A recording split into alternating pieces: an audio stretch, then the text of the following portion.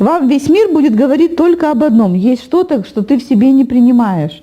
Мы это не принимаем только по одной причине. Мы назвали это ужасными словами. Меркантильная сука, корыстолюбивая гадина, шлюха, что еще? Лентяйка, грязнуля. Мы назвали это страшными словами, и теперь, когда кто-то туда нам светит, своими высказываниями или делами, мы впадаем в жуткий ступор. Нет, это только не про меня, нет, это я. Вот эта меркантильная сука, это я, в смысле ты. Я тоже меркантильная сука, только у меня это со знаком плюс.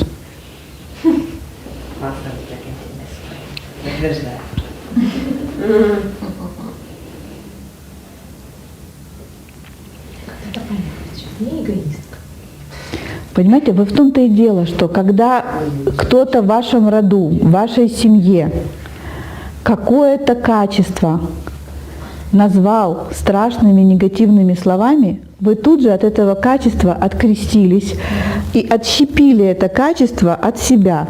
И оно живет у вас в тени.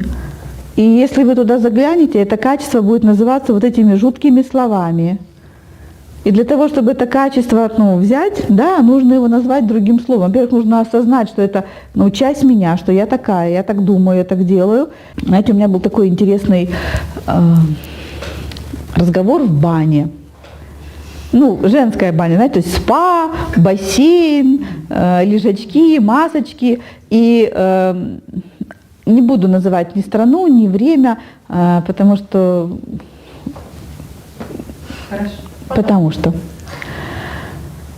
И одна женщина, лежит и рассказывает про своего мужа, как он 2 раза сидел.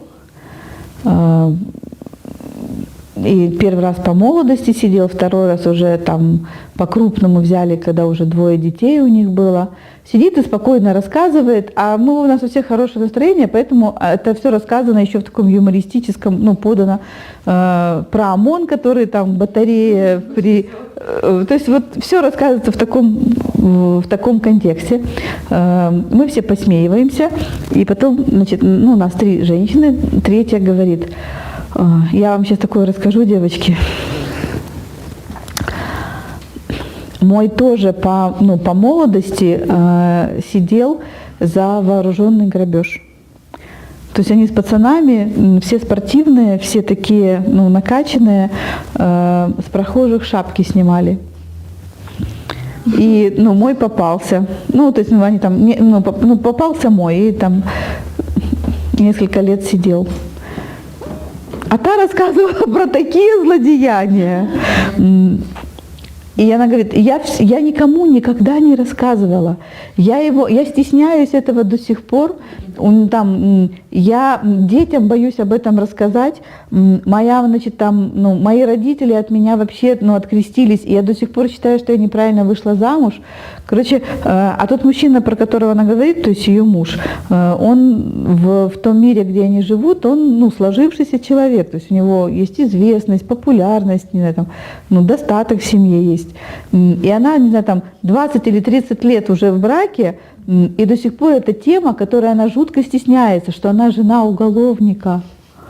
И вот это, я жена уголовника. И она такое рассказывает, понимаете, для нее это в огромной тени. У нее это жуткая история, которая она, если она об этом вспоминает, у нее руки трясутся и слезы текут. А это, жена уголовника, сидит, у нее это вообще никак не в тени, она ржет, но она об этом рассказывает, она говорит: ой, так ты тоже все знаешь. Я же тоже передачки носила, полы мыла. Она говорит: да, все это было. Она говорит: одна это считает, своим приключением, как мы интересно живем, а для второй это жуткий минус. Еще такую же историю, чтобы вы просто поняли, для чего с людьми хоть общаться, потому что вы так из минусов выходите. Значит, не нурез, как-то так, после родов недержание мочи у женщин бывает. И мы едем в автобусе, разговариваем, у нас какое-то такое путешествие, и они сидят у меня за спиной, и одна второй говорит, у моей мамы и у бабушки, у всех сестер тоже недержание мочи. И вообще никаких проблем нету, надо такое таблеточки попить. И я, значит, поворачиваюсь, а мне тема тоже интересная, я говорю, да, говорю, а то я вечно, говорю, на всех остановках мне надо побежать пописать, перед всеми поездками мне надо пописать на всякий случай, и вот хочу узнать, и я поворачиваюсь с этим вот таким, своим живеньким рассказом, и вижу, что та, которая она говорит, ни жива, ни мертва. Моча. Слово страшное. Недержание. Я понимаю, что мы как-то сморозили глупость. Я эту девочку на себя перевожу, какую-то таблеточки записываю и понимаю, боже, ее надо как-то выводить, она белая. И мы там, погода, природа, слушай, а ты там вот рассказывала эту историю, она пытается что-то, видно, у человека, мы попали в очень глубокий минус. И там мы приехали смотреть достопримечательности, она ко мне подходит, она говорит, ты все поняла, да? Я говорю, я как-то вижу, тебе там некомфортно. И она говорит, фу, я всю жизнь скрывала от всех. Я всю жизнь стеснялась. Меня лишний раз там в туалет... Мы спрашивали, ты хочешь в туалет? Я всегда говорила нет, но чтобы никто не подумал. Когда ты говоришь, сказала свою фразу, что ты, вечно перед... Я видела, что ты там всегда куда-то бегаешь, и всем говоришь, девчонки, сбегайте в туалет. Мне казалось, это вообще верхом неприличия, что ты об этом говоришь. Вот, и сейчас мне говорит, мне ужасно. У нее что? Мы ее потеряли. У нее это в тени.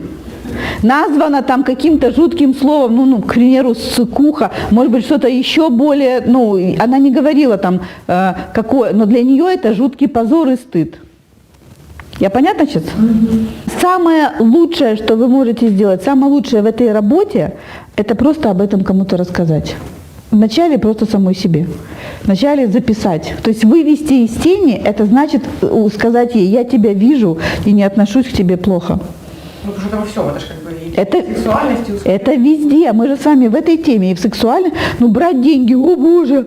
Вот, кстати, история про деньги тоже в моей жизни есть такая, не одна прямо консультация, когда мне говорят, слушай, я нормально, я успешна, у меня, там есть деньги, но как только мы начинаем говорить о деньгах, я себя ужасно чувствую. Я себя ужасно чувствую. Когда мне нужно назвать свой, сколько я хочу зарплату получать, у меня, говорит, это просто ужас. Я говорю, и ты корыстная сука. Я? Нет, сначала. Ты думаешь только о деньгах? Когда ты работаешь на своей работе, тебе плевать на работу, ты думаешь только о деньгах? Только о деньгах и думаешь. Вот, ты корыстная сука. Вот мы в тень попали. Говорить об этом нельзя. Но это ужасно в этом признаться, что я корыстолюбив. Боже, нет, это не так. А если, например, с такой вот девочкой будет сидеть Лиля, которая будет говорить, а сколько это стоит? Ага, а это почем? Хорошо, тут я заплатила, тут мы, купили, а здесь надо переплатить. И если Лиля будет об этом спокойно говорить, а меня будет, бросать, в холод, а Лиля будет по-прежнему об этом говорить, то потихонечку произойдет вот это такое расслабление, и из черноты оно вначале станет таким сереньким, а потом однажды я, позволю себе это сказать. Это тот самый гадкий утенок, помните, который думал, что он гадкий, а там плавали лебеди, и никто не считал, что это плохо. Да, так что об этом можно? У меня есть такая чудесная клиентка в Екатеринбурге, которая говорит, а что, разве можно было? Вот это вот разве можно было? Это когда вы осознаете, что все, что у вас в тени, все, что вы считаете стыдным, отвратительным и мерзким, все, что вы инкриминируете другим людям, потому что у себя это не принимаете, Все это ваши сильные стороны и части вас. Там нету ни убийцы, ни палача, ни мрази. Там есть ваши качества, которыми вы могли бы сегодня покорить уже весь мир.